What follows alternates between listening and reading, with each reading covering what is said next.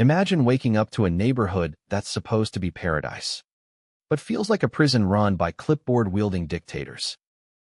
Now picture your power suddenly vanishing because some busybody decided your backyard hobby shed is a visual crime against suburbia. That's exactly what happened to me. Jack Harlan, the quiet retiree everyone whispered about as the weird loner with the junk pile, all because I dared to build a little workshop for tinkering with old circuit boards. I'd been in Willow Grove Estates for a decade, minding my own business in a cul-de-sac where the grass was always greener on the side of whoever kissed up to the HOA board. Folks like me, we were the easy targets. Rumors flew. Jack's hoarding scrap metal back there. They'd say at block parties I never attended. I heard it all through the grapevine, but I stayed silent, watching from my porch swing like a hawk eyeing rabbits. My workshop was no eyesore. It blended seamlessly with the house, tucked behind a fence taller than most egos here. But oh no, that violated Section 12.4, no auxiliary structures without divine HOA approval. The first warning came in a pastel envelope, signed by Gloria Fitch, the HOA president. She was the epitome of suburban royalty, plump cheeks flushed from constant indignation, pearls around her neck like a noose of fake civility, always preaching community harmony while enforcing rules that made North Korea look lax. The envelope fluttered onto my doormat like a bad omen. Dear Mr. Harlan, it read in that syrupy font. Your unauthorized edifice disrupts our cherished aesthetic. Dismantle immediately or face escalating penalties. For the greater good. Of course. I chuckled darkly, folding it into my pocket. Gloria had a reputation. She'd bullied the Patels into repainting their garage door 3 times because the beige was too sandy and fined old misses Klein for bird feeders that attracted unsightly wildlife. But me? I wasn't just any retiree. For 30 years, I'd engineered water treatment systems for the county, the kind that kept taps running clean. And 3 years back, I'd snagged a forgotten utility lot at auction, a half-acre with an old pumping station that still fed the neighborhood's water mains through a bypassed easement. I bought it cheap under my LLC, Aquavane Networks, and maintained it quietly.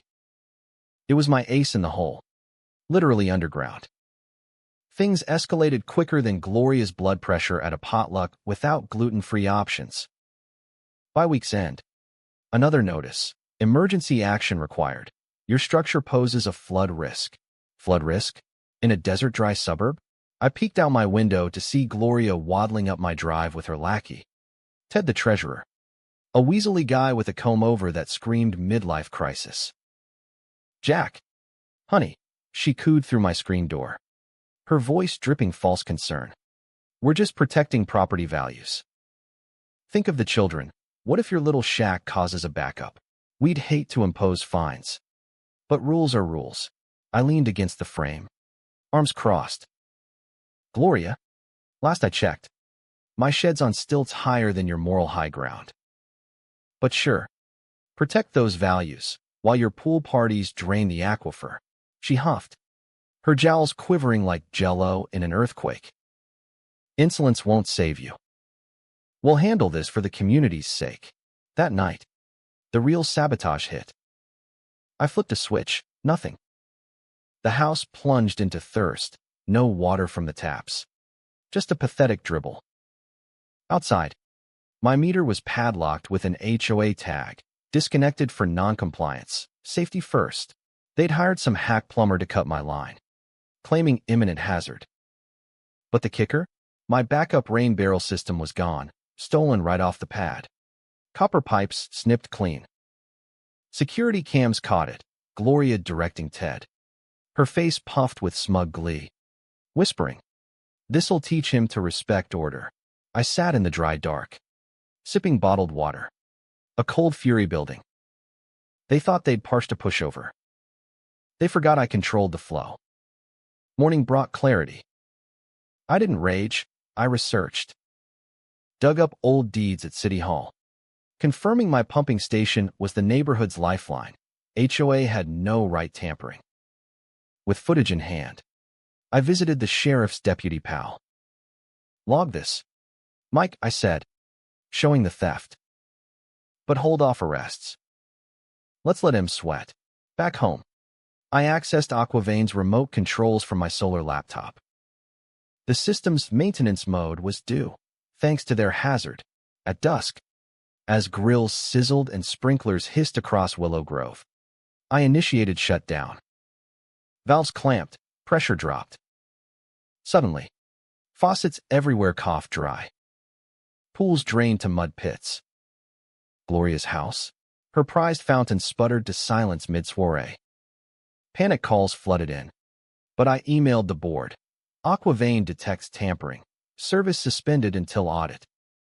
Return stolen gear. Chaos erupted. Gloria stormed my porch at dawn.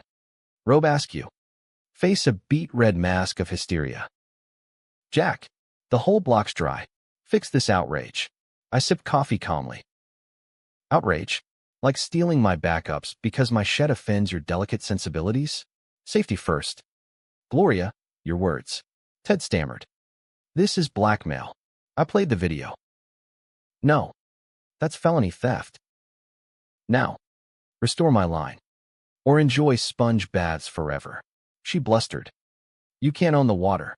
It's public." I smirked. "Until the city sold it to me." "You policed lawns." I piped the lifeblood.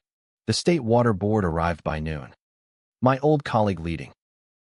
"Amateurs messing with mains," he grunted, eyeing Gloria's crew like pests. The meeting that followed was Gloria's collapse. Neighbors revolted, exposing years of Gloria's absurd fines. Pink flamingos banned as gaudy, holiday lights timed to the second. The board crumbled. Gloria resigned in tears. House soon listed. New rules enshrine my station as untouchable, abolishing petty bylaws. Willow Grove breath freer. Water flowing without fear. So, was cutting the neighborhood's water to expose a tyrant justified? Or just vigilantism? Drop your take. Have you battled a HOA bully? Or are clipboard queens still ruling your roost?